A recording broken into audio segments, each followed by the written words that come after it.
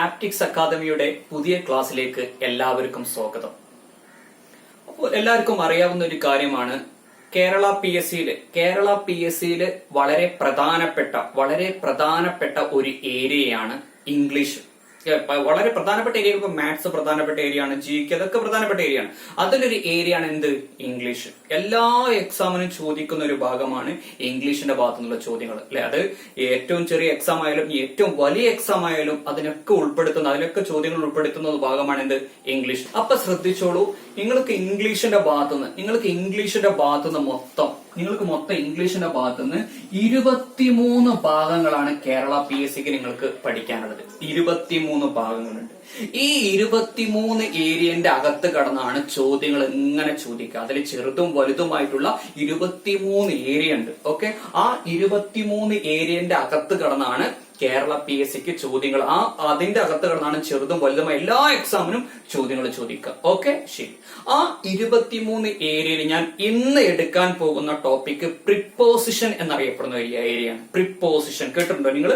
Preposition, അതാണ് ഞാൻ ഇന്ന് എടുക്കാൻ പോകുന്ന ഏരിയ. വളരെ സിമ്പിൾ ആയിട്ടുള്ള ഒരു ഭാഗമാണ് പ്രിപ്പോസിഷൻ. അതിലളിതമായിട്ടുള്ള ഒരു ഭാഗമാണ് പ്രിപ്പോസിഷൻ. അതേപോലെ തന്നെ വളരെ കൺഫ്യൂസിംഗ് ആയിട്ടുള്ള ഒരു ഏരിയ കൂടിയാണ് പ്രിപ്പോസിഷൻ. വളരെ സിമ്പിൾ ആണ് പ്രിപ്പോസിഷൻ, അതേപോലെ തന്നെ വളരെ കൺഫ്യൂസിംഗ് ആയിട്ടുള്ള ഒരു ഏരിയ കൂടിയാണ് എന്ത്? പ്രിപ്പോസിഷൻ. പല എക്സാമിനും 3 മാർക്കിന് വരെ പ്രിപ്പോസിഷന്റെ ഭാഗത്തുനിന്ന് ചോദ്യങ്ങൾ ചോദിച്ചിട്ടുണ്ട്. ഓക്കെ, അപ്പൊ അത്രയും പ്രധാനപ്പെട്ട ഒരു ഏരിയ ആണ് പ്രിപ്പോസിഷൻ. ഓക്കെ, അപ്പൊ പ്രിപ്പോസിഷൻ പഠിച്ചുകൊണ്ട് നമുക്ക് ഇംഗ്ലീഷ് ഗ്രാമർ എന്ന് പഠിക്കാൻ തുടങ്ങാം. ഓക്കെ, ശരി. പ്രിപ്പോസിഷൻ എന്താണ്? പ്രിപ്പോസിഷൻ അറിയാം നിങ്ങൾക്ക്? എന്താണ് പ്രിപ്പോസിഷൻ എന്ന് പറഞ്ഞാൽ എന്താ പ്രിപ്പോസിഷന്റെ ഡെഫിനിഷൻ? മലയാളത്തിൽ ഗതി എന്ന് പറയും. ഗതി, അതാണ് മലയാളത്തിൽ പ്രിപ്പോസിഷൻ എന്ന് പറയും. എന്താ പ്രിപ്പോസിഷന്റെ ഡെഫിനിഷൻ? എന്താ പറയുക? നിങ്ങൾക്ക് അതിന്റെ നിർവചനം ഇങ്ങനെ പറയാം. ശ്രദ്ധിച്ചു കേട്ടുള്ളത് ഇങ്ങനെ പറയാം. Preposition is A word that is placed before A noun or pronoun to show its relation to some other word in a sentence. അതാണ് പ്രിപ്പോസിഷന്റെ ഇംഗ്ലീഷിലെ ഡെഫിനിഷൻ. അങ്ങനെയാണ് പറയാറുള്ളത്. മലയാളത്തിൽ ഒന്ന് സിമ്പിൾ ആക്കി പറഞ്ഞാൽ എന്താണ് വെച്ചാൽ, ശ്രദ്ധിച്ചു കേട്ടോളൂ. സിമ്പിൾ ആക്കി പറയാം, വളരെ ചുരുക്കം വാക്കുകളിൽ മലയാളത്തിൽ പറഞ്ഞാൽ, ഒരു സെന്റൻസിലെ 2 വാക്കുകളെ തമ്മിൽ ബന്ധിപ്പിക്കുന്ന ഒരു പദത്തെയാണ് എന്തെന്ന് വിളിക്കുക? പ്രിപ്പോസിഷൻ. ഒരു സെന്റൻസിലെ 2 വാക്കുകളെ തമ്മിൽ ബന്ധിപ്പിക്കുന്ന ഒരു പദത്തെയാണ് എന്തെന്ന് വിളിക്കുക? പ്രിപ്പോസിഷൻ. പ്രിപ്പോസിഷൻ എന്ന് പറയാം. നോക്കൂ, ഞാൻ ഇവിടെ 2 സെന്റൻസ് എഴുതിയിട്ടുണ്ട്. There is a blanket over the table. There is a cat under the table. ഞാൻ 2 സെന്റൻസ് എഴുതിയിട്ടുണ്ട്, അല്ലെ? എന്താ there is a blanket over the table എന്ന് പറഞ്ഞാല് ആ ടേബിളിന്റെ മുകളിൽ ഒരു പുതപ്പുണ്ട്. ബ്ലാങ്കറ്റ് പറഞ്ഞാൽ പുതപ്പ്. ആ ടേബിളിന്റെ മുകളിൽ ഒരു പുതപ്പുണ്ട്, അല്ലെ? നോക്കുക, ഈ ഒന്നാമത്തെ സെന്റൻസിൽ ഇവിടെ ഓവർ എന്നുള്ള പദം ഇവിടെ ഇല്ല. നോക്കുക, ഇപ്പൊ ഇവിടെ ബ്ലാങ്കറ്റും ടേബിളും തമ്മിൽ എന്തെങ്കിലും ബന്ധമുണ്ടോ? ഇല്ല, അല്ലെ? നോക്കൂ, there is a blanket, ഒരു പുതപ്പുണ്ട്, പിന്നെ ഒരു ഗ്യാപ്പ് വന്നു, അപ്പുറത്ത് ടേബിളും വന്നു. ഈ ടേബിളിന്റെയും ബ്ലാങ്കറ്റിന്റെയും ഇടയിൽ ഒരു വാക്ക് പോലും വരാത്തിടത്തോളം കാലം ഇവിടെ ബ്ലാങ്കറ്റും ടേബിളും തമ്മിൽ ബന്ധമുണ്ടോ? ഇല്ല. അപ്പൊ ഈ ഒന്നാമത്തെ സെന്റൻസിൽ ഈ ബ്ലാങ്കറ്റും ടേബിളും തമ്മിൽ എപ്പോഴൊരു ബന്ധം വന്നത്? അവിടെ ഓവർ അല്ലെങ്കിൽ മുകളിൽ എന്ന പദം വന്നപ്പോഴാണ് ബ്ലാങ്കറ്റും ടേബിളും തമ്മിലൊരു ബന്ധം വന്നത്. ടേബിളിന്റെ മുകളിൽ ഒരു പുതപ്പുണ്ട്. അപ്പൊ ഈ ഒന്നാമത്തെ സെന്റൻസിൽ ഓവർ അല്ലെങ്കിൽ മുകളിൽ എന്ന പദമാണ് എന്ത് ചെയ്യുന്നത്?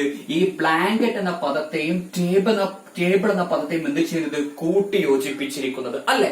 അപ്പൊ ഇവിടെ ഓവർ അല്ലെങ്കിൽ മുകളിൽ എന്ന പദത്തെ വിളിക്കുന്ന പേരെന്താ? പ്രിപ്പോസിഷൻ. ഇനി രണ്ടാമത്തെ സെന്റൻസ് നോക്കൂ.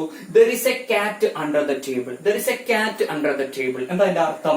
ടേബിളിന്റെ അടിയിൽ ഒരു പൂച്ചയുണ്ട്, അതാണ് അർത്ഥം. ടേബിളിന്റെ അടിയിൽ ഒരു പൂച്ചയുണ്ട്. നോക്കൂ, ഇവിടെ അണ്ടർ അല്ലെങ്കിൽ അടിയിൽ എന്നുള്ള പദം അവിടെ അല്ല. നോക്കുക, ഇവിടെ അണ്ടർ അല്ലെങ്കിൽ അടിയിൽ എന്നുള്ള പദം അവിടെ അല്ല. നോക്കുക, ഇപ്പൊ ഈ കാറ്റ് എന്ന പദവും ടേബിൾ എന്ന പദവും തമ്മിൽ എന്തെങ്കിലും ബന്ധമുണ്ടോ? ഇല്ല. there is a cat, ഒരു പൂച്ചയുണ്ട്, പിന്നെ അപ്പുറത്തൊരു ഗ്യാപ്പ് വന്നു, അപ്പുറത്തൊരു ടേബിളും വന്നു. അപ്പൊ ഈ കാറ്റിനും ടേബിളിനും ഇടയിൽ ഒരു വാക്ക് പോലും വരാത്തിടത്തോളം കാലം ഈ 2 വാക്കുകളും തമ്മിലൊരു ബന്ധം ഇല്ല. ഉണ്ടോ? ഇല്ല. അപ്പൊ ഈ 2 വാക്കുകളും തമ്മിൽ എപ്പോഴൊരു ബന്ധം വന്നത്? നോക്കൂ, ഇവിടെ അണ്ടർ അല്ലെങ്കിൽ അടിയിൽ എന്ന പദം വന്നപ്പോഴാണ് എന്ത് വന്നത്? ഈ 2 വാക്കുകളും തമ്മിലൊരു ബന്ധം വന്നത്, അല്ലെ? തീർച്ചയായിട്ടും. അപ്പൊ ഒന്നാമത്തെ സെന്റൻസിൽ ഓവർ അല്ലെങ്കിൽ മുകളിൽ എന്ന പദമാണ് എന്ത് ചെയ്യുന്നത്? ഈ ബ്ലാങ്കറ്റ് എന്ന പദത്തെയും ടേബിൾ എന്ന പദത്തെയും എന്ത് ചെയ്യുന്നത്? ബന്ധിപ്പിക്കുന്നത്. അപ്പോൾ ഓവർ അല്ലെങ്കിൽ മുകളിൽ എന്ന പദമാണ് പ്രിപ്പോസിഷൻ. ഇനി രണ്ടാമത്തെ സെന്റൻസിലെ അണ്ടർ അല്ലെങ്കിൽ അടിയിൽ എന്ന പദമാണ് എന്ത് ചെയ്യുന്നത്? ഈ കാറ്റ് എന്ന പദത്തെയും ടേബിൾ എന്ന പദത്തെയും എന്ത് ചെയ്യുന്നത്? ബന്ധിപ്പിക്കുന്നത്.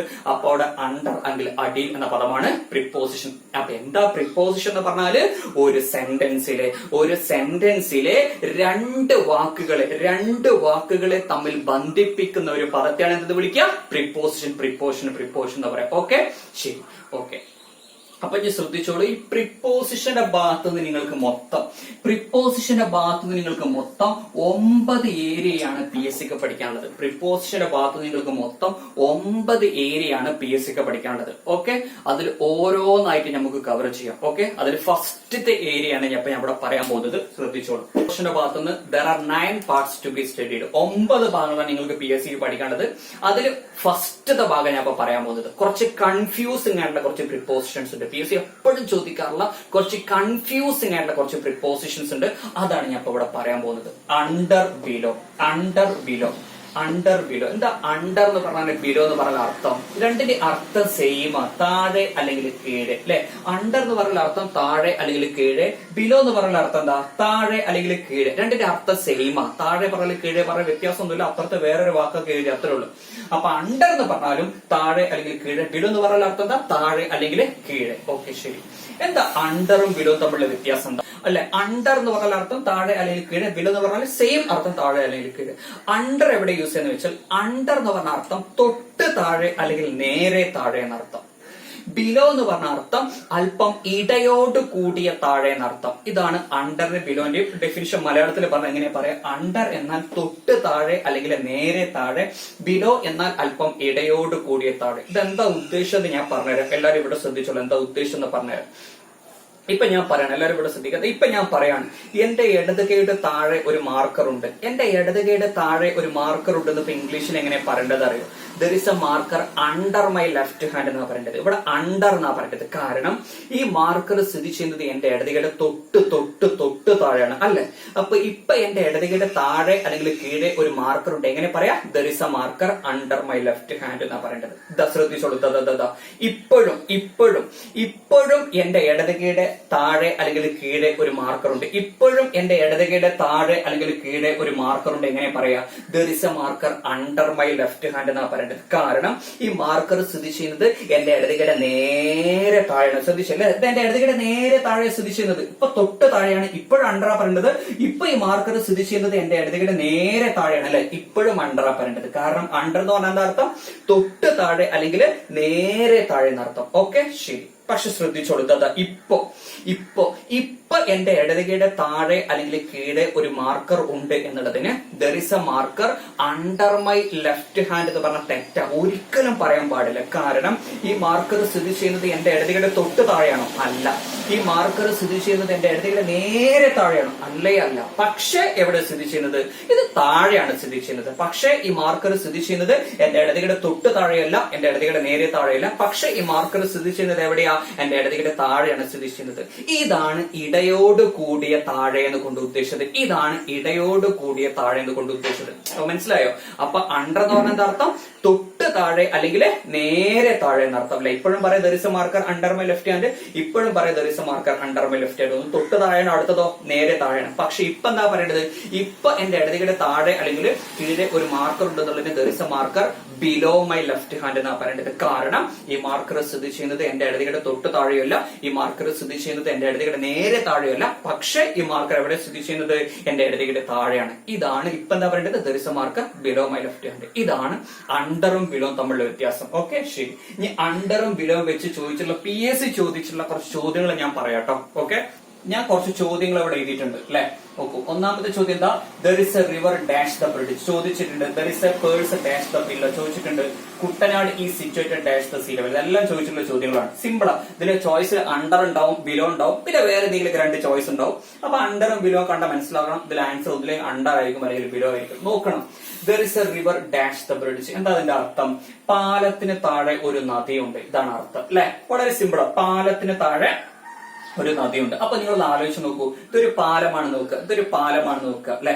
ഈ ഒരു പാലത്തിന് താഴെ ഒരു നദിയുണ്ടെന്ന് പറയണമെങ്കിൽ, ഇതൊരു പാലാണെങ്കിൽ നദി എങ്ങനെ പോകണം? ആ പാലത്തിന്റെ നേരെ താഴെ കൂടെ പോകണം. ഇതൊരു പാലാണെങ്കിൽ അതിന്റെ നേരെ താഴെ കൂടെ നദി പോകണം അല്ലെ. അപ്പോഴല്ലേ പാലത്തിന് താഴെ നദി ഉണ്ടെന്ന് പറയുള്ളൂ. ഇതൊരു പാലാണെങ്കിൽ അതിന്റെ നേരെ താഴെ കൂടെ പോകണം. അപ്പൊ നോക്കൂ, നേരെ താഴെയാണ് അല്ലെ. എവിടെ എന്താ വരിക? Under the bridge. അണ്ടർ ആണ് ശരി അല്ലെ, തീർച്ചയായിട്ടും. അടുത്ത ചോദ്യം എന്താ? There is a purse dash the pillow. മനസ്സിലായോ? അർത്ഥം പിടികിട്ടിയോ? ദർ ഇസ് എ പേഴ്സ്, ഒരു പേഴ്സ് ഉണ്ട്, ഡാഷ് ദ പില്ലോ, തലയണയ്ക്ക് താഴെ. തലയണയ്ക്ക് താഴെ ഒരു പേഴ്സ് ഉണ്ടെന്ന് എപ്പോഴാ പറയാ? തലയണയ്ക്ക് താഴെ ഒരു പേഴ്സ് ഉണ്ടെന്ന് എപ്പോഴാ പറയാ? ഇതൊരു തലയണയാണെങ്കിൽ അതിന് തൊട്ട് താഴെ പേഴ്സ് വെക്കണം അല്ലെ. ഇതൊരു തലയണയാണെങ്കിൽ അതിന് തൊട്ട് താഴെ പേഴ്സ് വെക്കുമ്പോഴല്ലേ തലയണയ്ക്ക് താഴെ ഒരു പേഴ്സ് ഉണ്ടെന്ന് പറയാം. ഓക്കെ, അപ്പൊ എന്താ പറയേണ്ടത്? തീർച്ചയായിട്ടും അപ്പൊ തൊട്ട് താഴെയാണ്. അപ്പൊ ഒരു വസ്തു മറ്റൊരു വസ്തുവിന്റെ തൊട്ട് താഴെയാണെങ്കിൽ എന്താ പറയേണ്ടത്? അണ്ടറാ പറയേണ്ടത്. There is a purse under the pillow എന്ന് പറയാം അല്ലെ.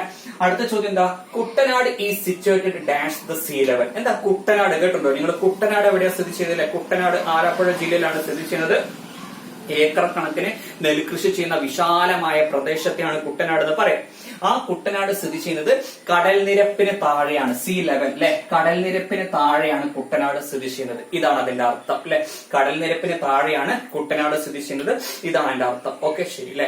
അപ്പൊ നോക്കൂ, എങ്ങനെയാണ് കുട്ടനാട് എങ്ങനെ സ്ഥിതി ചെയ്യുന്നത്? നോക്കൂ, ഇത് കുട്ടനാടാണെങ്കിൽ അല്ലെ, കടൽ നിരപ്പിന് താഴെയാണ് കുട്ടനാട് സ്ഥിതി എന്ന് പറയുന്ന സമയത്ത് നോക്കൂ, ഇത് കുട്ടനാടാണെങ്കിൽ കടൽ എവിടെ സ്ഥിതി ചെയ്യുന്നത്? കരയുടെ വേറെ ഏതോ ഒരു ഭാഗത്താണ് കടൽ സ്ഥിതി ചെയ്യുന്നത് അല്ലെ.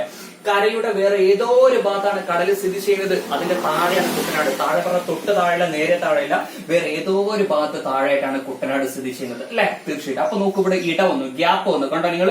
ഓക്കെ, അപ്പൊ എന്താ പറയേണ്ടത്? Kuttanad is situated below the sea level. കാരണം ഈ കുട്ടനാട് സ്ഥിതി ചെയ്യുന്നത് കടലിന്റെ തൊട്ട് താഴെയല്ല, നേരെ താഴെയല്ല, പക്ഷെ വേറെ ഏതോ ഒരു ഭാഗത്ത് താഴെയായിട്ടാണ്. അപ്പൊ ഇട വന്നു അല്ലെ, അല്പം ഇടയോട് കൂടിയ താഴെയാണ് സ്ഥിതി ചെയ്യുന്നത്. അപ്പൊ എന്താ വരിക?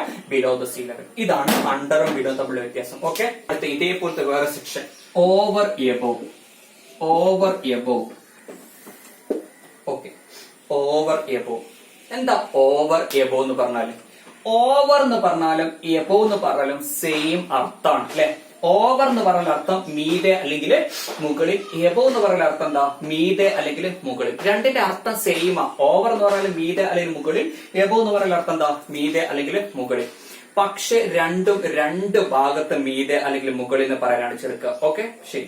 അപ്പൊ ഓവർ എവിടെ ചേർക്കുക? ഓവറിന്റെ ഡെഫിനിഷൻ ഇതാണ്, ശ്രദ്ധിച്ചു കേട്ടോളൂ. ഓവർ എന്ന് പറഞ്ഞാൽ എന്താ അർത്ഥം? തൊട്ട് മുകളിൽ അല്ലെങ്കിൽ നേരെ മുകളിൽ. ഓവർ എന്ന് പറഞ്ഞാൽ എന്താ അർത്ഥം? തൊട്ട് മുകളിൽ അല്ലെങ്കിൽ നേരെ മുകളിൽ. അതാണ് ഓവർ എന്നുള്ളതിന്റെ അർത്ഥം. എബോ എന്ന് പറഞ്ഞാൽ എന്താ അർത്ഥം? അല്പം ഇടയോട് കൂടിയ മുകളിൽ. എബോ എന്ന് പറഞ്ഞാൽ എന്താ അർത്ഥം? അല്പം ഇടയോട് കൂടിയ മുകളിൽ. അതാണ് എബോ എന്നുള്ളതിന്റെ അർത്ഥം. ഓക്കെ, അപ്പൊ ഓവർ എന്ന് പറഞ്ഞാൽ എന്താ അർത്ഥം? തൊട്ട് മുകളിൽ അല്ലെങ്കിൽ നേരെ മുകളിൽ. ഇതെല്ലാരും ഇവിടെ ശ്രദ്ധിച്ചോളൂ. എന്താ ഇപ്പൊ എനിക്ക് പറയാം, എന്റെ ഇടതുകയുടെ മീതെ അല്ലെങ്കിൽ എന്റെ ഇടതുകയുടെ മുകളിൽ ഒരു ബുക്ക് ഉണ്ട് എന്ന് എങ്ങനെ പറയാ? എന്റെ ഇടതുകയുടെ മീതെ അല്ലെങ്കിൽ എന്റെ ഇടതുകയുടെ മുകളിൽ ഒരു ബുക്ക് ഉണ്ട് എങ്ങനെ പറയാം? There is A book over my left hand എന്നാ പറയുന്നത്. കാരണം ഈ ബുക്ക് സ്ഥിതി ചെയ്യുന്നത് എന്റെ ഇടതുകയുടെ തൊട്ട് മുകളിലാണ് അല്ലെ. ഈ ബുക്ക് സ്ഥിതി ചെയ്യുന്നത് എന്റെ ഇടതുകയുടെ തൊട്ട് മുകളിലില്ല. അപ്പൊ ഇപ്പൊ എന്റെ ഇടതുകയുടെ മീതെ അല്ലെങ്കിൽ മുകളിൽ ഒരു ബുക്ക് ഉണ്ട് എങ്ങനെ പറയാം? There is A book over my left hand. ഇതാ ഇപ്പോഴും എന്റെ ഇടതുകയുടെ മീതെ അല്ലെങ്കിൽ മുകളിൽ ഒരു ബുക്ക് ഉണ്ട്. ഇപ്പോഴും എന്റെ ഇടതുകയുടെ മീതെ അല്ലെങ്കിൽ മുകളിൽ ഒരു ബുക്ക് ഉണ്ട്. എങ്ങനെ പറഞ്ഞത്? There is A book over my left hand. കാരണം ഈ ബുക്ക് സ്ഥിതി ചെയ്യുന്നത് എന്റെ ഇടതുകയുടെ നേരെ മുകളിലാണ്. അപ്പൊ ഒന്ന് തൊട്ട് മുകളിൽ ഇപ്പോഴും there is A book over my left hand, ഒന്ന് നേരെ മുകളിൽ ഇപ്പോഴും there is A book over my left hand. തൊട്ട് മുകളിൽ അടുത്ത് നേരെ മുകളിൽ. പക്ഷെ ശ്രദ്ധിച്ചോളൂ ഇതാ ഇപ്പൊ എന്റെ ഇടതുകയുടെ മീതെ അല്ലെങ്കിൽ മുകളിൽ ഒരു ബുക്ക് ഉണ്ട് എന്നുള്ളതിന് there is A book over my left hand പറഞ്ഞ തെറ്റാ. ഒരിക്കലും പറയാൻ പാടില്ല. കാരണം ഈ ബുക്ക് സ്ഥിതി ചെയ്യുന്നത് എന്റെ ഇടതുകയുടെ തൊട്ട് മുകളിലല്ല, ഈ ബുക്ക് സ്ഥിതി ചെയ്യുന്നത് എന്റെ ഇടതുകയുടെ നേരെ മുകളിലല്ല. പക്ഷെ ഈ ബുക്ക് എവിടെ സ്ഥിതി ചെയ്യുന്നത്? എന്റെ ഇടതുകയുടെ മുകളിലാണ് സ്ഥിതി ചെയ്യുന്നത്. തൊട്ട് മുകളിലല്ല, നേരെ മുകളിലല്ല, പക്ഷെ മുകളിലാണ് സ്ഥിതി ചെയ്യുന്നത്. കണ്ടോ നിങ്ങൾ? ഇതാണ് ഇടയോട് കൂടിയ മുകളിൽ കൊണ്ട് ഉദ്ദേശിച്ചത്. ഇതാണ് ഇടയോട് കൂടിയ മുകളിൽ കൊണ്ട് ഉദ്ദേശിച്ചത്. മനസ്സിലാവുന്നുണ്ടോ പറയുന്നത്? അപ്പൊ ഓവർ എന്ന് പറഞ്ഞ എന്താ അർത്ഥം? തൊട്ട് മുകളിൽ അല്ലെങ്കിൽ നേരെ മുകളിൽ. എബോ എന്ന് പറഞ്ഞ എന്താ അർത്ഥം?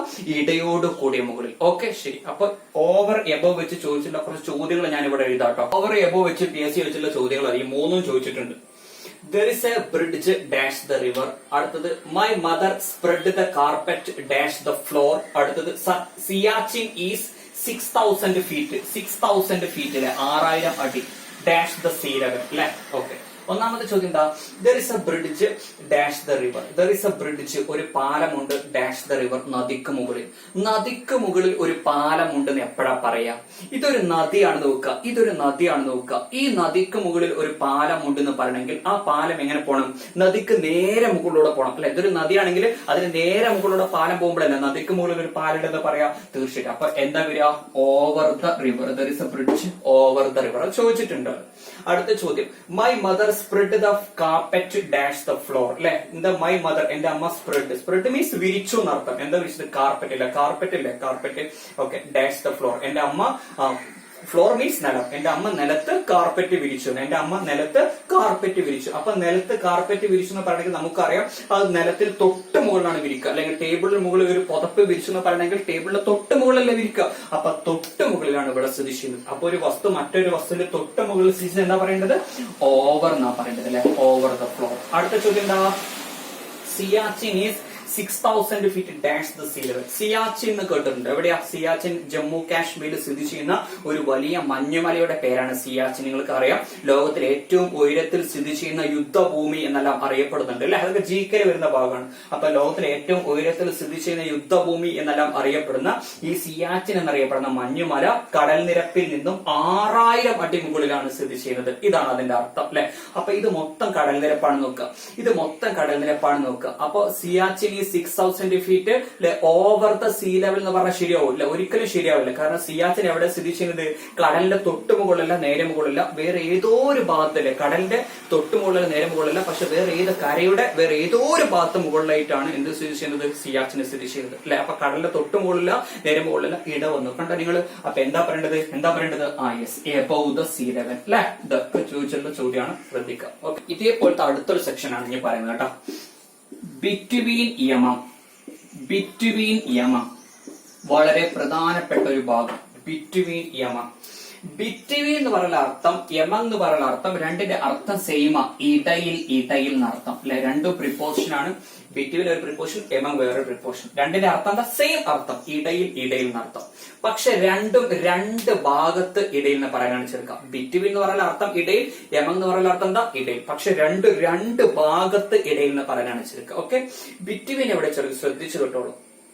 ബിറ്റ്വീൻ എവിടെ ചേർക്കാന്ന് വെച്ചാൽ നോക്കുക, ഡാഷിന് ശേഷം നോക്കുക, ചോദ്യത്തിൽ നോക്കുക, ഡാഷിന് ശേഷം നോക്കുക, രണ്ട് ആളുകൾ വരണം, അല്ലെങ്കിൽ രണ്ട് വസ്തുക്കൾ വരണം, അല്ലെങ്കിൽ രണ്ട് കാര്യങ്ങൾ വരണം, അല്ലെങ്കിൽ രണ്ട് ഗ്രൂപ്പ്. ഡാഷിന് ശേഷം നോക്കുക, രണ്ട് ആളുകൾ, അല്ലെങ്കിൽ രണ്ട് വസ്തുക്കൾ, അല്ലെങ്കിൽ രണ്ട് കാര്യങ്ങൾ, അല്ലെങ്കിൽ രണ്ട് ഗ്രൂപ്പ്. ഇതിലേതെങ്കിലും ഒന്ന് ഡാഷിന് ശേഷം വന്നാൽ അവിടെയൊക്കെ ഇടയിൽ നിന്ന് പറയാൻ എന്താ ചേർക്കുക?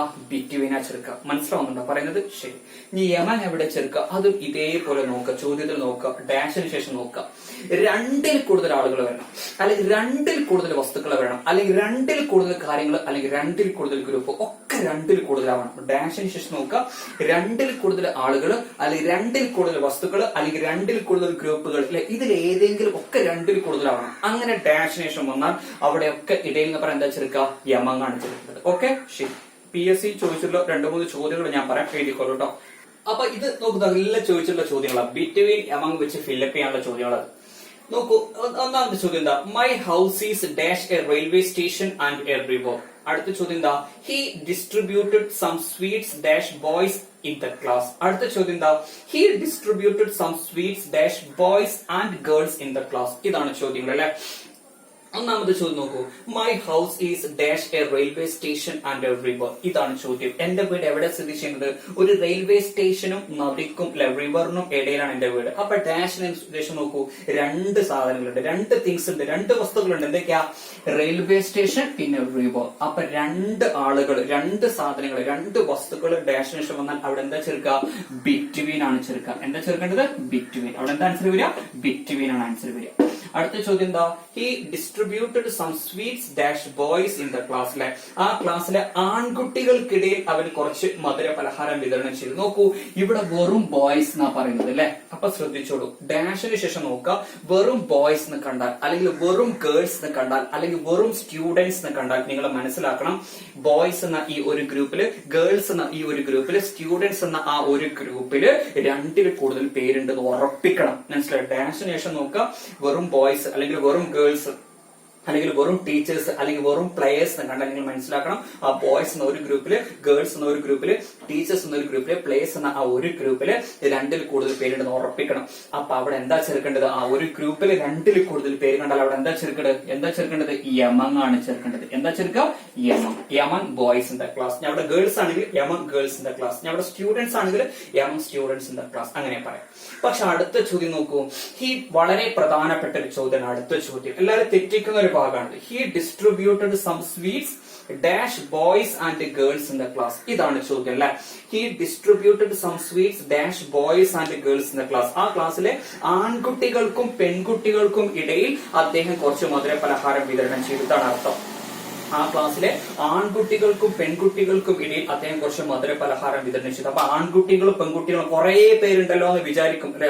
യമങ് എഴുതും, പക്ഷെ തെറ്റാ. കാരണം ഡാഷിന് ശേഷം നോക്കൂ, രണ്ട് ഗ്രൂപ്പ് ഉണ്ട് ഇവിടെ. ബോയ്സ് ഒരു ഗ്രൂപ്പ്, ഗേൾസ് ഒരു ഗ്രൂപ്പ്. ബോയ്സ് ഒരു ഗ്രൂപ്പ്, ഗേൾസ് ഒരു ഗ്രൂപ്പ്. എത്ര ഗ്രൂപ്പ് ഉണ്ട്? There are two groups in the sentence അല്ലെ. രണ്ട് ഗ്രൂപ്പ് ഉണ്ട് ഇവിടെ. ഇവിടെ ഒരിക്കലും യമങ് എഴുതി വെക്കാൻ പാടില്ല. ഞാൻ നിങ്ങളോട് പറഞ്ഞു, ഡാഷിന് ശേഷം രണ്ട് ആളുകൾ, രണ്ട് വസ്തുക്കൾ, രണ്ട് കാര്യങ്ങൾ അല്ലെങ്കിൽ രണ്ട് ഗ്രൂപ്പ്. ശ്രദ്ധിക്കണം, രണ്ട് ഗ്രൂപ്പ് ഉണ്ടോ അവിടെയും ഇടയിൽ എന്ന് പറയാൻ എന്താ ചേർക്കേണ്ടത്?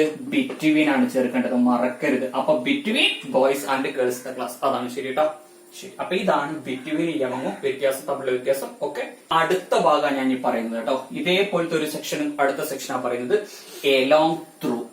എലോങ് ത്രൂ അല്ലെ, എലോങ് ത്രൂ അല്ലെ. എന്താ എലോങ്ങും ത്രൂവും തമ്മിലുള്ള എന്താ? രണ്ടിന്റെയും മലയാളം ഇതാണ്. ലൂടെ, റോട്ടിലൂടെ, കാട്ടിലൂടെ, തുരങ്കത്തിലൂടെ, അച്ഛനിലൂടെ, അമ്മയിലൂടെ എന്നൊക്കെ പറയില്ലേ. ലൂടെ എന്നുള്ള പദം കണ്ടോ? അതാണ് എലോങ്ങിന്റെയും ത്രൂവിന്റെ അർത്ഥം. എന്താ? ലൂടെ, അതാണ് അർത്ഥം. ഓക്കെ, പക്ഷെ രണ്ട് ഭാഗത്തിലൂടെ പറയുന്ന ശരിക്കും. ഓക്കെ, എലോങ് എവിടെ ചേർക്കാൻ ശ്രദ്ധിച്ചു കേട്ടോളൂ. എലോങ് എവിടെ ചേർക്കാന്ന് വെച്ചാൽ ശ്രദ്ധിച്ചു കേട്ടോളൂ. ഒരു വസ്തു ഇങ്ങനെ ചലിക്കുന്ന സമയത്ത് നോക്കുക, മുകളിൽ ഒരു മറയില്ലെങ്കിൽ, ഒരു വസ്തു ഇങ്ങനെ ചലിക്കണം, അത് ചോദ്യം കാണുമ്പോൾ മനസ്സിലാവും നിങ്ങൾക്ക്. ഒരു വസ്തു ഇങ്ങനെ ചലിക്കുന്ന സമയത്ത് മുകളിൽ ഒരു മറയില്ലെങ്കിൽ, അല്ലെങ്കിൽ ഇങ്ങനെയും പറയാം, ഒരു വസ്തു ചലിക്കുന്ന സമയത്ത് ആകാശം കണ്ടാൽ അല്ലെ, മുകളിൽ മറയില്ലെങ്കിൽ ഉറപ്പായിട്ട് എന്ത് കാണും? ആകാശം കാണുന്ന ഉറപ്പല്ലേ? തീർച്ചയായിട്ടും. അപ്പൊ ഒരു വസ്തു ഇങ്ങനെ ചലിക്കുന്ന സമയത്ത്, അത് ചിലപ്പോൾ ബസ്സാകാം, ചിലപ്പോൾ കാറാകാം, എന്തായിക്കോട്ടെ. അല്ലെങ്കിൽ ഞാനൊരു പെൻ ഇങ്ങനെ എറിയാണ്, അത് ചലിക്കുന്നുണ്ട്. അല്ലെങ്കിൽ ഇപ്പൊ ഒരു വ്യക്തി ഇങ്ങനെ ഓടുകയാണ് അല്ലെ, അയാൾ ചലിക്കുന്നുണ്ട്. അപ്പൊ ഒരു വ്യക്തി അല്ലെങ്കിൽ ഒരു വസ്തു, എന്തായിക്കോട്ടെ, ഒരു വ്യക്തിയോ അല്ലെങ്കിൽ ഒരു വസ്തുവോ ഇങ്ങനെ ചലിക്കുന്ന സമയത്ത് മുകളിൽ ഒരു മറയില്ലെങ്കിൽ, അല്ലെങ്കിൽ മുകളിൽ നോക്കുന്ന സമയത്ത് ആകാശം കണ്ടാൽ, അല്ലെങ്കിൽ മറയിലേക്ക് ആകാശം കാണൂലേ, അങ്ങനെ ആകാശം കണ്ടാൽ അവിടെയൊക്കെ ലൂടെ എന്ന് പറയാൻ എന്താ ചേർക്കുക? എലോങ് എന്ന് ചേർക്കുക. എന്താ ചേർക്കേണ്ടത്? എലോങ് ആ ചേർക്കേണ്ടത്. ഇനി ത്രൂ എവിടെ ചേർക്കുക? നോക്കുക, ഒരു വ്യക്തിയോ അല്ലെങ്കിൽ ഒരു വസ്തുവോ ഇങ്ങനെ ചലിക്കുന്ന സമയത്ത്,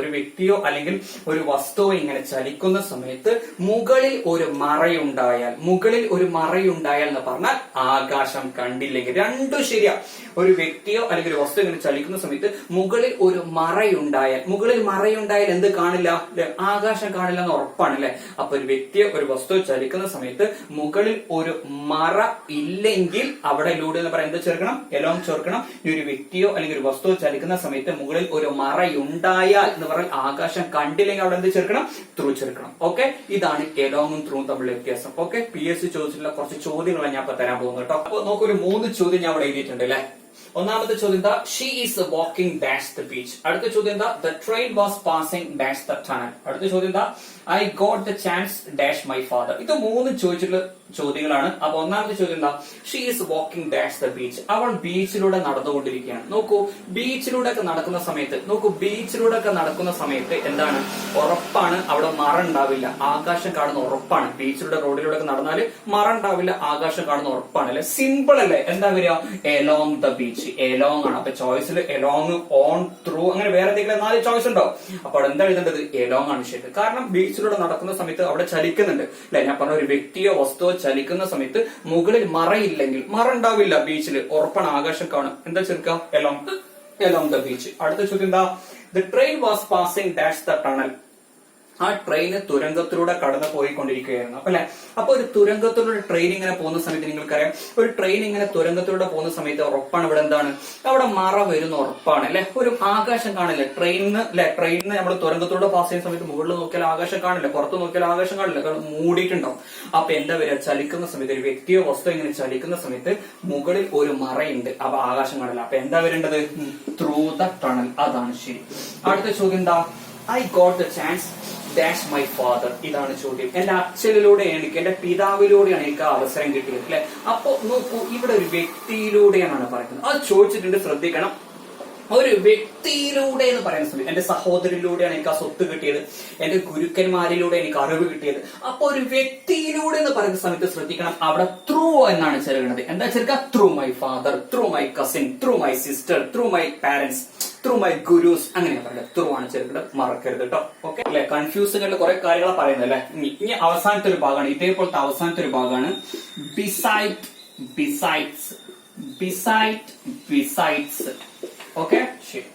എന്താ ബിസൈഡും ബിസൈഡ്സും തമ്മിലുള്ള വ്യത്യാസം എന്താ, ശ്രദ്ധിച്ചു. ബിസൈഡ്, ബിസൈഡ്സ് കുറെ തവണ ചോദിച്ചിട്ടുണ്ട്. ബിസൈഡ് എന്ന് പറഞ്ഞ അർത്ഥം നിയർ ഓർ നെക്സ്റ്റ് ടു, അടുത്ത് അല്ലെങ്കിൽ അരികെ എന്നർത്ഥം. അടുത്ത് അല്ലെങ്കിൽ അരികെ, അതാണ് ബിസൈഡ് എന്നുള്ളതിന്റെ അർത്ഥം. ബിസൈഡ്സ് പറഞ്ഞാലോ in addition to or apart from അല്ലെ. ഇത് കൂടാതെ അല്ലെങ്കിൽ അതിന് പുറമെ നമ്മൾ പറയില്ലേ, ഇത് കൂടാതെ അല്ലെങ്കിൽ അതിന് പുറമെ നമ്മൾ പറയില്ലേ, അതാണ് ബിസൈഡ്സിന്റെ അർത്ഥം. അപ്പൊ ബിസൈഡ് പറഞ്ഞ എന്താ അർത്ഥം, ബിസൈഡ് എന്ന് പറഞ്ഞ എന്താ അർത്ഥം, അടുത്ത് അല്ലെങ്കിൽ അരികെ. ബിസൈഡ്സ് പറഞ്ഞ എന്താ അർത്ഥം, ഇത് കൂടാതെ അല്ലെങ്കിൽ അതിന് പുറമെ, അതാണ് ബിസൈഡ്സ് എന്നതിന്റെ അർത്ഥം. ഓക്കെ ശരി. അപ്പൊ ബിസൈഡ്, ബിസൈഡ്സ് വെച്ച് ചോദിച്ചിട്ടുള്ള കുറച്ച് ചോദ്യങ്ങൾ ഞാൻ ഇപ്പൊ തരാൻ പോകുന്നത്, ശ്രദ്ധിച്ചോളൂ കേട്ടോ. ഞാൻ രണ്ട് ചോദ്യം ഇവിടെ എഴുതിയിട്ടുണ്ട്. എന്താ, my house is dash a railway station. എന്റെ വീട് ഒരു റെയിൽവേ സ്റ്റേഷന്റെ അതാണ് ചോദിച്ചിരിക്കുന്നത്. ചോയ്സിൽ ഡിസൈഡ്, ബിസൈഡ്സ്, പിന്നെ ഓണോ വേറെ എന്തെങ്കിലും രണ്ട് ചോയ്സ് ഉണ്ടോ. അപ്പൊ നോക്കൂ, my house is dash a railway station. എന്റെ വീട് റെയിൽവേ സ്റ്റേഷന്റെ അടുത്താണ്. അതിൽ എവിടെ ഫിറ്റ് ആവുള്ളൂ, വേറെ ഒന്നും ഇവിടെ ശരിയാവില്ല. അപ്പൊ എന്താ വരിക, ബിസൈഡ് എ റെയിൽവേ സ്റ്റേഷൻ. അതാണ് ശരി, ബിസൈഡ് എ റെയിൽവേ സ്റ്റേഷൻ. അടുത്ത ചോദ്യം എന്താ, dash a railway station comma there is a flat also near my house. നോക്കൂ, dash a railway station comma ഒരു റെയിൽവേ സ്റ്റേഷൻ, പിന്നെ there is a flat also അല്ലെ. എന്താ there is a flat also പറഞ്ഞ അർത്ഥം, ഒരു ഫ്ലാറ്റ് കൂടി ഉണ്ട്, അതാണ് അർത്ഥം. എവിടെ, നിയർ മൈ ഹൗസ്, എന്റെ വീടിന്റെ അടുത്ത്. അപ്പൊ എന്റെ വീടിന്റെ അടുത്ത് ഒരു ഫ്ലാറ്റ് കൂടി ഉണ്ട് എന്ന് പറയണമെങ്കിൽ മറ്റതിന് പുറമെ അല്ലെ, മറ്റതിന് പുറമെ എന്ന് വെച്ച് വേണ്ടേ തുടങ്ങാൻ. അപ്പൊ ഒരു റെയിൽവേ സ്റ്റേഷന് പുറമെ ഒരു ഫ്ലാറ്റ് കൂടി എന്റെ വീടിന്റെ അടുത്തുണ്ട്, അങ്ങനെയല്ല പറയേണ്ടത്. അതാണ് ശരി, റെയിൽവേ സ്റ്റേഷന് പുറമെ ഒരു ഫ്ലാറ്റ് കൂടി ഉണ്ട്. അപ്പൊ എന്താ വരിക, ബിസൈഡ്സ്. അപ്പൊ besides A railway station there is a flat also near my house. അതാണ് ശരിയല്ല, റെയിൽവേ സ്റ്റേഷന് പുറമെ ഒരു ഫ്ലാറ്റ് കൂടി എന്റെ വീടിന്റെ അടുത്തുണ്ടല്ല. ശരി.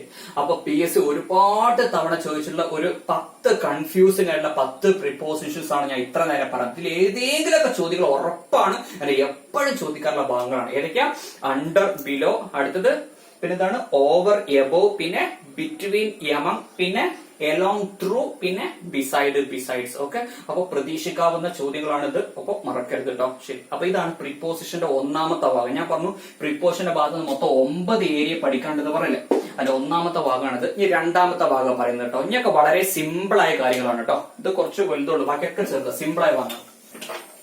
ശരി. ഇനി പ്രിപ്പോസിഷന്റെ രണ്ടാമത്തെ ഭാഗമാണ് അല്ലെ. 9 ഭാഗം എന്ന് പറയാം, ഒന്നാമത്തെ ഭാഗമാണ് അത്. അത് ഇനി പറയുന്ന വളരെ സിമ്പിൾ ആയ കാര്യങ്ങളാണ്. Preposition of month and year. എന്താ മന്ത് പറഞ്ഞാല്, മന്ത് പറഞ്ഞാൽ എന്താ, മാസം അല്ലെ. ഇയർ എന്ന് പറഞ്ഞാൽ എന്താ, വർഷം. അപ്പൊ ചോദ്യത്തിൽ നോക്കുക, ഡാഷിന് ശേഷം നോക്കുക ഒരു മാസം നിങ്ങൾ കണ്ടാൽ, അല്ലെങ്കിൽ ഡാഷിന് ശേഷം നോക്കുക ഒരു വർഷം നിങ്ങൾ കണ്ടാൽ. ഇപ്പൊ ജാനുവരി, ഫെബ്രുവരി, നവംബർ അല്ലെ, അല്ലെങ്കിൽ ഒരു വർഷം 2010, 1991, 2011 ഇതൊക്കെ വർഷമാണ്. അപ്പൊ ഡാഷിന് ശേഷം ഒരു മാസം അല്ലെങ്കിൽ ഒരു വർഷം നിങ്ങൾ കണ്ടാൽ ഇവിടെ എന്താ ചേർക്കേണ്ടത്, ശ്രദ്ധിച്ചോളൂ. ഡാഷിന് ശേഷം ഒരു മാസം അല്ലെങ്കിൽ വർഷം കണ്ടാൽ എന്താ ചേർക്കുക, ഇൻ എന്ന പ്രിപ്പോസിഷനാണ് ഉപയോഗിക്കേണ്ടത്. എന്താ ചേർക്കേണ്ടത്, ഇൻ എന്ന പ്രിപ്പോസിഷനാണ് ഉപയോഗിക്കേണ്ടത്. ഓക്കെ, ഡാഷിന് ശേഷം നോക്കുക ഒരു മാസം അല്ലെങ്കിൽ ഒരു വർഷം കണ്ടാൽ എന്താ ചേർക്കുക, ഇൻ എന്ന പ്രിപ്പോസിഷനാണ് അവിടെ ഉപയോഗിക്കേണ്ടത്. ഓക്കെ, ഞാൻ രണ്ട് ചോദ്യം ഇവിടെ എഴുതാട്ടോ. രണ്ട് ചോദ്യം എഴുതാം. India got independence dash 1947. India became republic dash January. നോക്കൂ, രണ്ട് ചോദ്യങ്ങൾ ഞാൻ ഇവിടെ എഴുതിയിട്ടുണ്ട് അല്ലെ.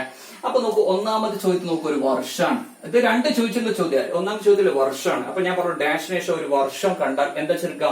ഇൻ ആണ് ചേർക്കണം. ഇനിയിപ്പോ 2010 ആണെങ്കിൽ 1991 ആണെങ്കിലും ഒക്കെ എന്താ ചേർക്കുക? ഇൻ. ഇനി India became republic dash January. നോക്കൂ, ഡാഷിന് ശേഷം ജാനുവരി ഒരു മാസമാണ്, അല്ലെങ്കിൽ ഫെബ്രുവരി, അല്ലെങ്കിൽ ഒക്ടോബർ, അല്ലെങ്കിൽ നവംബർ, അല്ലെങ്കിൽ ഡിസംബർ, എന്തോ ആയിക്കോട്ടെ ഒക്കെ മാസമാണ്. എന്താ ചേർക്കുക? In January. അതാണ് ശരി കേട്ടോ. അപ്പൊ ഇതാണ് പ്രിപ്പോസിഷന്റെ രണ്ടാമത്തെ സ്റ്റെപ്പ്, രണ്ടാമത്തെ റൂൾ. ഓക്കെ. ഇനി മൂന്നാമത്തതാണ് പറയുന്നത്. ഓക്കെ, ഈ പ്രിപ്പോസിഷന്റെ മൂന്നാമത്തെ സെക്ഷൻ ആണ് preposition off day and date. എന്താ ഡേ എന്ന് പറഞ്ഞാൽ എന്താ അർത്ഥം? ദിവസം. ഡേറ്റ് പറഞ്ഞാൽ എന്താ അർത്ഥം? ഒരു തീയതി. അപ്പൊ ഡാഷിന് ശേഷം നോക്കുക, ഒരു ദിവസം നിങ്ങൾ കണ്ടാൽ, ഡാഷിന് ശേഷം നോക്കുക, ഒരു ദിവസം നിങ്ങൾ കണ്ടാൽ, അല്ലെങ്കിൽ ഒരു തീയതി, ഒരു ഡേറ്റ് നിങ്ങൾ കണ്ടാൽ, അവിടേക്ക് എന്താ കൊടുക്കേണ്ടത്? അവിടേക്ക് എന്താ കൊടുക്കുക? ഓൺ എന്ന പ്രിപ്പോസിഷൻ ആണ്. ഡാഷിന് ശേഷം നോക്കുക, ഒരു ദിവസം അല്ലെ, ഒരു ദിവസം സൺഡേ, മൺഡേ, ട്യൂസ്ഡേ, ഫ്രൈഡേ ദിവസം കണ്ടാൽ, അല്ലെങ്കിൽ ഒരു തീയതി അല്ലെ, ഒരു ഡേറ്റ് അല്ലെ, കലണ്ടറിലെ ഡേറ്റ് ഉണ്ടല്ലോ, അത് കണ്ടാൽ അവിടേക്ക് എന്താ കൊടുക്കുക? ഓൺ എന്ന പ്രിപ്പോസിഷൻ ആണ് കൊടുക്കേണ്ടത്. ഓക്കെ, രണ്ട് ചോദ്യം ഞാൻ അവിടെ പറയുന്നുണ്ട്. അപ്പോ ഡാഷിന് ശേഷം, അപ്പോ preposition of month and preposition off day and date എന്താണ്? ഓൺ ആണ്. ഡാഷിന് ശേഷം നോക്കാം, ഒരു ദിവസം നിങ്ങൾ കണ്ടാൽ, അല്ലെങ്കിൽ കലണ്ടറിലെ ഒരു ഡേറ്റ്, തീയതി കണ്ടാൽ എന്താ എടുക്കേണ്ടത്? ഓൺ എന്ന പ്രിപ്പോസിഷൻ. ഒരു രണ്ട് ചോദ്യം ഇതുണ്ട്. നോക്ക്, രണ്ട് ചോദ്യം ഞാൻ ഇവിടെ എഴുതിയിട്ടുണ്ട്. He will come here dash Monday അല്ലെ, മൺഡേ അല്ലെ, സൺഡേ, മൺഡേ ഒക്കെ ദിവസമല്ലേ? ഓക്കെ, അപ്പൊ ദിവസം കണ്ട എന്താ വെച്ചിരിക്കുക? ഓൺ അല്ലെ, തീർച്ചയായിട്ടും. അടുത്തത് Gandhiji was born dash 2 October. നോക്കൂ, ഡാഷ് ശേഷം സെക്കൻഡ് എന്നറിയപ്പെടുന്ന ഡേറ്റ് വന്നിട്ടുണ്ട്, കണ്ട നിങ്ങൾ. അപ്പൊ ഡാഷ് കഴിഞ്ഞ ഉടനെ ഒരു ഡേ, ഒരു ദിവസം, അല്ലെങ്കിൽ ഒരു തീയതി കണ്ട എന്താ ചേർക്കുക? ഓൺ എന്ന പ്രിപ്പോസിഷൻ ആണ് കൊടുക്കേണ്ടത്. ഓക്കെ, ഇതാണ് preposition off day and date എന്ന് പറയുന്നത്. അപ്പൊ വർഷം കണ്ട, മാസം കണ്ട എന്താ ചേർക്കുക? ഇൻ. ഈ ഡേ കണ്ട, ഡേറ്റ് കണ്ട എന്താ ചേർക്കുക?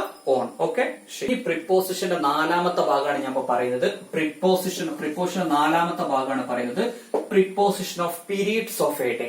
എന്താ preposition of periods of a day എന്ന് പറഞ്ഞാൽ? എന്താ പീരീഡ്സ് ഓഫ് എ ഡേ എന്ന് പറഞ്ഞാല്? ഒരു ദിവസത്തിലെ വ്യത്യസ്ത കാലഘട്ടങ്ങൾ വരുന്ന സമയത്ത് ഉപയോഗിക്കേണ്ട പ്രിപ്പോസിഷൻ. ഒരു ദിവസത്തിലെ വ്യത്യസ്ത കാലഘട്ടങ്ങൾ വരുന്ന സമയത്ത് ഉപയോഗിക്കേണ്ട പ്രിപ്പോസിഷനെ കുറിച്ച് ഇനി നമ്മൾ പറയാൻ പോകുന്നത്. ഒരു ദിവസത്തിലെ വ്യത്യസ്ത കാലഘട്ടങ്ങൾ എന്ന് പറഞ്ഞാൽ എന്താ? മോർണിംഗ്, ഈവനിങ്, ആഫ്റ്റർനൂൺ, നൈറ്റ് അല്ലെ, ഇതൊക്കെ അല്ലേ ഒരു ദിവസത്തിലെ വ്യത്യസ്ത കാലഘട്ടങ്ങൾ? മോർണിംഗ്, ഈവനിങ്, ആഫ്റ്റർനൂൺ, ഇതൊക്കെ അല്ലേ? രാവിലെ, വൈകുന്നേരം, രാത്രി, ഇനി അർദ്ധരാത്രി, നട്ടുച്ച അല്ലെ, നൂൺ, മിഡ് നൈറ്റ്, ഇനി പ്രഭാതം, പ്രദോഷം, ഡോൺ, ഡെസ്ക് അല്ലെ, ഡോൺ എന്നാ പറയാ പ്രഭാതത്തിന്, ഡെസ്ക് പറഞ്ഞ പ്രദോഷം. ഇതൊക്കെ ദിവസത്തിലെ ഓരോ കാലഘട്ടമാണല്ലേ, അതാണ് ഇവിടെ പറയുന്നത്. അതിനെ കുറിച്ച് ഇനി പറയാൻ പോകുന്നത്. ശ്രദ്ധിച്ചോളൂ, മോർണിംഗ് എന്ന് കണ്ട എന്താ ചേർക്കുക? ഇൻ ദ മോർണിംഗ് എന്നാ പറയേണ്ടത്. എന്താ പറയേണ്ടത്? In the morning. അപ്പൊ എക്സാമിന് ചോദിക്കും ഡാഷ് ദ മോർണിംഗ്. ചോയ്സിൽ ഇൻ, ഓൺ, ബൈ, വിത്ത് ഒക്കെ ഉണ്ടാവും. എന്താ വരിക? In the morning. ഇനി ആഫ്റ്റർനൂൺ എന്ന് വരുന്ന സമയത്ത് എന്താ ചേർക്കേണ്ടത്? In the afternoon. എന്താ ചേർക്കുക? In the afternoon. ഇനി ഈവനിംഗ് എന്ന് വരുന്ന സമയത്ത് എന്താ ചേർക്കേണ്ടത്? In the evening. എന്താ ചേർക്കുക? In the evening. ഓക്കെ, അപ്പൊ മോർണിംഗ്, ആഫ്റ്റർനൂൺ, ഈവനിംഗ് എന്ന് വരുന്ന സമയത്ത് ഇത് എപ്പോഴും in the morning, in the after, in the evening, ഇത് ഇങ്ങനെയാ പറയേണ്ടത്. പക്ഷെ ശ്രദ്ധിച്ചോളൂ, ഈവനിംഗ് കഴിഞ്ഞാൽ ആരാ വരിക? നൈറ്റ്. നൈറ്റിന് മാത്രം ചെറിയൊരു പ്രത്യേകത ഉണ്ട്. അത് കുറെ തവണ PS ചോദിച്ചിട്ടുണ്ട്. എന്താന്ന് വെച്ചാല്, ഇതേപോലെ ഈ ദാ എന്ന പദം നൈറ്റിന് മുമ്പ് വന്നാലും ശരിയാ, വന്നില്ലെങ്കിലും ശരിയാ. മോർണിംഗ്, ആഫ്റ്റർനൂൺ, ഈവനിംഗ് കണ്ടാൽ ഇതിനു മുമ്പ് എപ്പോഴും ദാ ചേർക്കണം, അല്ലെങ്കിൽ തെറ്റ. വെറും ഇൻ മോർണിംഗ് തെറ്റ, ഇൻ ആഫ്റ്റർനൂൺ തെറ്റ, ഇൻ ഈവനിംഗ് പറയരുത്. In the morning, in the afternoon, in the evening. കാരണം മോർണിംഗ്, ആഫ്റ്റർനൂൺ, ഈവനിംഗ് കണ്ടാൽ തൊട്ടുമ്പോ എപ്പോഴും എന്ത് ചേർക്കണം? ദ എന്ന പദം അവിടെ നിർബന്ധമായി ചേർക്കണം എന്ന് മാത്രമല്ല, ഇവിടെ ഇൻ എന്ന പ്രിപ്പോസിഷൻ ഉപയോഗിക്കേണ്ടത്. പക്ഷെ നൈറ്റിന് മാത്രം ചെറിയൊരു പ്രത്യേകതയുണ്ട്. എന്താണെന്ന് വെച്ചാല്, ഇതേപോലെ ദ എന്ന പദം നൈറ്റിന് മുമ്പ് വന്നാലും ശരിയാ, വന്നില്ലെങ്കിലും ശരിയാ. ഇതേപോലെ ദ എന്ന പദം നൈറ്റിന് മുമ്പ് വന്നാലും ശരിയാ, വന്നില്ലെങ്കിലും ശരിയാ. നൈറ്റിന് മുമ്പ് ഇതേപോലെ ദ വന്നാൽ അവിടെ എന്ത് ചേർക്കണം? ഇൻ എന്ന പ്രിപ്പോസിഷൻ ചേർക്കണം. അപ്പൊ ഡാഷ് ദ നൈറ്റ് എന്നാണ് ചോദ്യം. എന്താ ചേർക്കുക? In the night. ഇനി നൈറ്റിന് ദാ ചേർക്കാതെ പറയാം വെറും നൈറ്റും. ഡാഷ് നൈറ്റ്, വെറും നൈറ്റ് ആണെങ്കിൽ അവിടെ എന്താ ചേർക്കുക? അറ്റ് നൈറ്റ് എന്നാ പറയാം. എന്താ പറയുന്നത്? At night. അപ്പൊ ശ്രദ്ധിക്കണം. അപ്പൊ എന്ത് പറയാൻ പാടില്ല? അറ്റ് ദ നൈറ്റ് എന്ന് പറയാൻ പാടുണ്ടോ? ഇല്ല, അത് തെറ്റാണ്, പറയരുത്. അറ്റ് നൈറ്റ് എന്നാ പറയേണ്ടത്. അതേപോലെ ഇൻ നൈറ്റ് എന്ന് പറയാൻ പാടുണ്ടോ? ഇല്ല, തെറ്റാ. എന്താ പറയേണ്ടത്? ഇൻ ദ നൈറ്റ് എന്നാ പറയേണ്ടത്. ബാക്കിയൊക്കെ in the morning, in the after, in the evening എപ്പോഴും ഇങ്ങനെയാ പറയേണ്ടത്. നൈറ്റിന് മാത്രമുള്ള പ്രത്യേകത ചോദ്യത്തിൽ നോക്കുക. നൈറ്റിന് തൊട്ടുമ്പോ ദാ വന്നാലും ശരിയാ, ദാ വന്നില്ലെങ്കിലും ശരിയാ. നൈറ്റിന് തൊട്ടുമ്പോ ദാ വന്നാൽ ഇവിടെ എന്ത് ചേർക്കണം? ഇൻ ചേർക്കണം. ഇനി നൈറ്റിന് തൊട്ടുമ്പോ ദാ വന്നില്ലെങ്കിൽ എന്ത് ചേർക്കണം? അറ്റ് ചേർക്കണം. ഓക്കെ, കഴിഞ്ഞു. ദിവസത്തിലെ വ്യത്യസ്ത കാലഘട്ടങ്ങൾ കഴിഞ്ഞിട്ടില്ല. ഉച്ചയ്ക്ക് 12 മണിക്ക് എന്താ വരിക? ഉച്ചയ്ക്ക് 12 മണി മുതൽ 12:30 വരെയുള്ള ആ സമയത്ത് മലയാളത്തിൽ എന്താ വിളിക്കുക? നട്ടുച്ച എന്നാ വിളിക്കുക അല്ലെ? നട്ടുച്ച. എന്താ ഇംഗ്ലീഷിൽ പറയാ? നൂൺ എന്നാ പറയാ. എന്താ പറയാ? നൂൺ. അപ്പൊ നൂൺ എന്ന് കണ്ടാൽ അറ്റ് അറ്റ്നൂൺ എന്നാ പറയാ. എന്താ പറയേണ്ടത്? അറ്റ്നൂൺ അല്ലെ. ഈ രാത്രി 12 മണി മുതൽ 12:30 വരെയുള്ള സമയത്ത് എന്താ വിളിക്കുക? 12 മണി മുതൽ 12:30 വരെയുള്ള സമയത്ത് അർദ്ധരാത്രി. അർദ്ധരാത്രിക്ക് എന്താ ഇംഗ്ലീഷിൽ പറയാ? മിഡ് നൈറ്റ് എന്നാ പറയാ. എന്താ പറയാ? Mid night. അപ്പൊ നൂൺ എന്ന് കണ്ടാലും മിഡ് നൈറ്റ് എന്ന് കണ്ടാലും അറ്റ്നൂൺ, അറ്റ് മിഡ് നൈറ്റ്. എന്താ പറയാ? അറ്റ്നൂൺ, അറ്റ് മിഡ് നൈറ്റ്. ഓക്കെ, കഴിഞ്ഞിട്ടുണ്ടോ? രണ്ടാൾ കൂടിയുണ്ട്.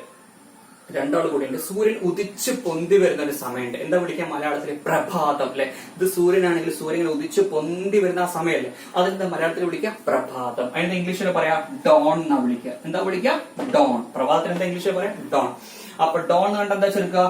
അറ്റ് ഡോൺ എന്നാ പറയാ. എന്താ പറയാ? At dawn. ഇനി ഈ ഡോണിന്റെ ഓപ്പോസിറ്റ് ഒരാളുണ്ട്. പ്രഭാതത്തിന്റെ ഓപ്പോസിറ്റ് എന്താ? പ്രദോക്ഷം. പ്രദോക്ഷത്തിന് അത് കുറെ തവണ PS ചോദിച്ചിട്ട് ഡോണിന്റെ ഓപ്പോസിറ്റ് ചോദിച്ചിട്ടുണ്ട്. കേരള PS ചോദിച്ചിട്ടുണ്ട് ഡോണിന്റെ ഓപ്പോസിറ്റ്. ഡോൺ എന്ന് പറഞ്ഞ അർത്ഥം പ്രഭാതം. പ്രഭാതത്തിന്റെ ഓപ്പോസിറ്റ് എന്താ? ഡെസ്ക്, പ്രദോക്ഷം. അപ്പൊ ഡോൺ എന്ന് കണ്ടാലും ഡെസ്ക് എന്ന് കണ്ടാലും എന്താ വെച്ചിരിക്കുക? At dawn, at dusk. At dawn, at dusk. Okay, ശരി. അപ്പൊ ഇതാണ് preposition of periods of a day എന്ന് പറയുന്നത്. അപ്പൊ മോർണിംഗ്, ആഫ്റ്റർനൂൺ, ഈവനിങ്, നൈറ്റ് വരുന്ന സമയത്ത് എന്താ വെച്ചിരിക്കുക? In the morning, in the afternoon, in the evening. നൈറ്റിന് മാത്രമുള്ള പ്രത്യേകത എന്താണ്?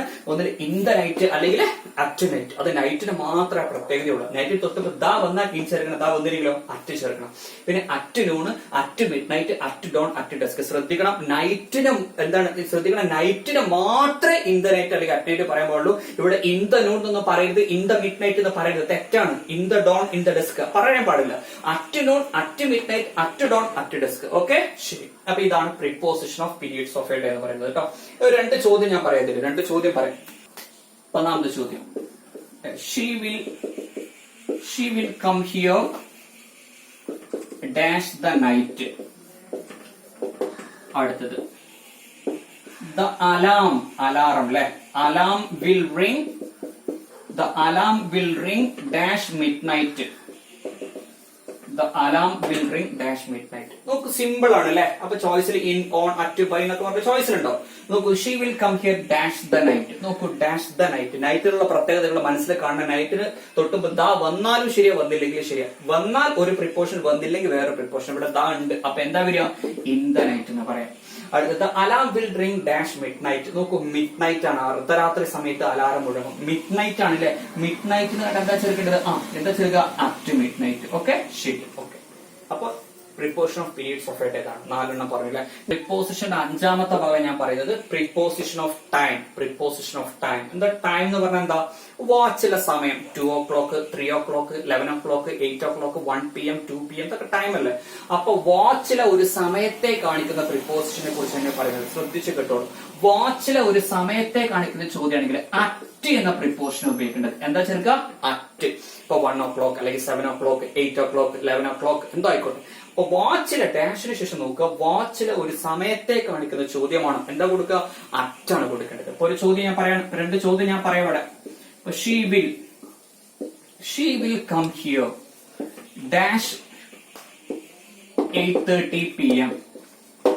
അടുത്തത്, they reached here dash 7 o'clock. അല്ലെ, സിമ്പിൾ അല്ലേ. ഓക്കെ, നോക്കൂ, she will come here dash 8:30 PM. 8:30 PM വാച്ചിലെ ടൈമാണ്. എന്താ ചെറുക്കുക? At 8:30 PM. അടുത്തത്, they reached here dash 7 o'clock. Simple ആണ്. 7 o'clock വാച്ചിലെ ടൈം അല്ലേ. എന്താ ചെറുക്കുക? At 7 o'clock. അപ്പൊ വാച്ചിലെ ഒരു സമയത്തെ കാണിക്കുന്ന ഒരു ചോദ്യമാണെങ്കിൽ അവിടെ എന്താ ചെറുക്കുക? അറ്റാണ് ചേർക്കേണ്ടത്. ഇതാണ് പ്രിപ്പോസിഷൻ ഓഫ് ടൈം. ഓക്കെ, ഈ പ്രിപ്പോസിഷന്റെ 6ാമത്തെ ഭാഗം ഞാൻ പറയുന്നത് കേട്ടോ. Preposition of place. Preposition of place എന്താ? പ്ലേസ് എന്ന് പറഞ്ഞ അർത്ഥം സ്ഥലം അല്ലെ. സ്ഥലം അല്ലെ. അപ്പൊ മുംബൈ ഒരു സ്ഥലമാണ്, മുക്കം ഒരു സ്ഥലമാണ്, മലപ്പുറം ഒരു സ്ഥലമാണ്, മഹാരാഷ്ട്ര ഒരു സ്ഥലമാണ്. എന്തോ ആയിക്കോട്ടെ, സ്ഥലങ്ങളാണ്. അപ്പൊ സ്ഥലത്തിന് മുമ്പ് ഉപയോഗിക്കേണ്ട പ്രിപ്പോസിഷനെ കുറിച്ച് ഇനി പറയുന്നത്. സ്ഥലത്തിന് മുമ്പ് ഉപയോഗിക്കേണ്ട പ്രിപ്പോസിഷൻ 2 ഒന്ന് ഇൻ, അടുത്തത് അറ്റ്. ഒന്ന് ഇൻ, അടുത്തത് അറ്റ്. ഈ 2 പ്രിപ്പോസിഷനാണ് സ്ഥലത്തിന് മുമ്പ് ചേർക്കുക. ഇൻ എവിടെ ചേർക്കണം, അറ്റ് എവിടെ ചേർക്കണം എന്നാ പറയുന്നത്. ശ്രദ്ധിച്ചു കേട്ടോളൂ. ഇൻ എവിടെ ചേർക്കുക വെച്ചാൽ വലിയ സ്ഥലങ്ങൾക്ക് മുമ്പ് ഇൻ ചേർക്കണം. ഒരു രാജ്യത്തിന്റെ പേര് വലിയ സ്ഥലമാണ്. ഒരു സംസ്ഥാനത്തിന്റെ പേര് വലിയ സ്ഥലമാണ്, അറിയപ്പെടുന്ന ഒരു പട്ടണത്തിന്റെ പേര് വലിയ സ്ഥലമാണ്. ഇതിനൊക്കെയാണ് വലിയ സ്ഥലം എന്ന് പറയാം. ഒരു രാജ്യം അല്ലെങ്കിൽ ഒരു സംസ്ഥാനം അല്ലെങ്കിൽ മുംബൈ, ചെന്നൈ, ബാംഗ്ലൂർ ഇതൊക്കെ വലിയ പട്ടണങ്ങളല്ലേ, ഇതിനാണ് വലിയ സ്ഥലം എന്ന് പറയാം. അതിനാണ് ഇന്ന് കൊടുക്കുക.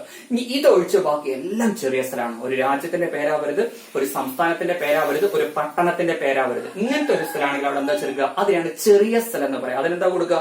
അറ്റ്. അപ്പൊ വലിയ സ്ഥലങ്ങൾക്കും എന്താ ചേർക്കുക? ഇൻ. ചെറിയ സ്ഥലത്തിന് മുമ്പ് എന്താ ചേർക്കുക? അറ്റ്. വലിയ സ്ഥലം എന്ന് പറഞ്ഞാൽ ഒരു രാജ്യം അല്ലെങ്കിൽ ഒരു സംസ്ഥാനം അല്ലെങ്കിൽ ഒരു പട്ടണം, ഇതിനൊക്കെ വലിയ സ്ഥലം എന്ന് പറയാം. ഇത് മൂന്ന് ഒഴിച്ച് ബാക്കി എല്ലാം എന്താണ്? ചെറിയ സ്ഥലമാണ്. അവിടേക്ക് എന്താ കൊടുക്കുക? അറ്റാണ് കൊടുക്കേണ്ടത്. ഓക്കെ, ശരി. ഇപ്പൊ 2 ചോദ്യം ഞാൻ പറയാം. നോക്കൂ, 3 ചോദ്യം ഞാൻ ഇവിടെ എഴുതിയിട്ടുണ്ട്.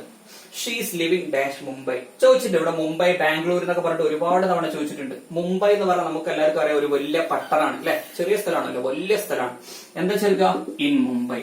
അടുത്തത് I have worked dash America, ഞാൻ അമേരിക്കയിൽ ജോലി ചെയ്തിട്ടുണ്ട്. അമേരിക്ക ഒരു രാജ്യത്തിന്റെ പേരല്ലേ, എന്താ ചേർക്കുക? ഇൻ അമേരിക്ക, വലിയ സ്ഥലമാണ് അമേരിക്ക. അടുത്തത് ദേ ലിവ് ഡാഷ് മുക്കം, അവർ മുക്കത്താണ് താമസിക്കുന്നത്. മുക്കം ഒരു രാജ്യത്തിന്റെ പേരാണ്? അല്ല. ഒരു സംസ്ഥാനമാണ്? അല്ല. വലിയ പട്ടണമാണ്? അല്ലേ അല്ല. അപ്പൊ ചെറിയ സ്ഥലമാണ്. അപ്പൊ എന്താ ചേർക്കുക? അറ്റ്, മുക്കം. ഓക്കെ, ശരി. അപ്പൊ ഇതാണ് പ്രിപ്പോസിഷന്റെ 6ാമത്തെ ഭാഗമായ പ്രിപ്പോസിഷൻ ഓഫ് പ്ലേസ്. ഓക്കെ, അപ്പൊ പ്രിപ്പോസിഷൻ ഓഫ് പ്ലേസ് പറഞ്ഞാൽ എന്താ? സ്ഥലങ്ങൾക്ക് ഉപയോഗിക്കേണ്ട പ്രിപ്പോസിഷൻ ഇൻ. അടുത്തത് അറ്റ്. ഇൻ എവിടെ ചേർക്കുക? വലിയ സ്ഥലമാണ് ഇൻ ചേർക്കണം. അറ്റ് എവിടെ ചേർക്കുക? ചെറിയ സ്ഥലമാണെങ്കിൽ അറ്റ് ചേർക്കണം. ഓക്കെ.